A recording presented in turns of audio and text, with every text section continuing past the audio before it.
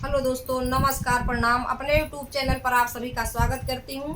आज हम और प्रेमा दीदी दोनों बहन मिलके एक बहुत ही पुराना गारी गीत लेके आए हैं। हमारे चैनल को लाइक शेयर और सब्सक्राइब करना और कमेंट में बताना गीत कैसा लगा।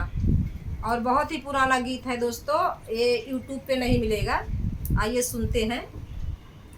तुम्हें कहवा की ग्वाली ने, तुम्हें कहवा की ग्वाली ने, बेचुए दाने दही रे दही।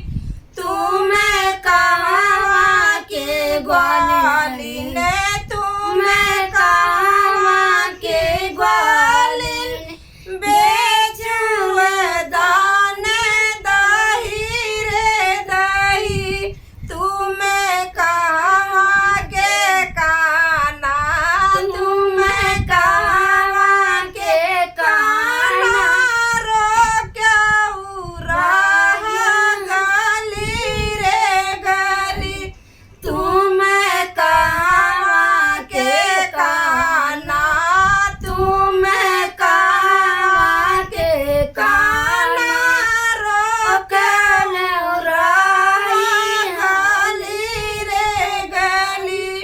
हमें गोकुला की ग्वाली ले, हमें गोकुला की ग्वाली ले, बेची रे दाने दही रे दही।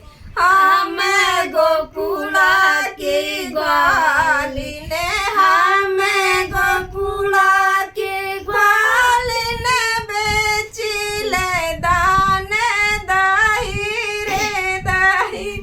हमें मथुरा के काना, हमें मथुरा के काना, रोकी ले रहा गली रे गली। हमें मथुरा के काना, हमें मथुरा के काना, रोकी ले रहा गली रे गली।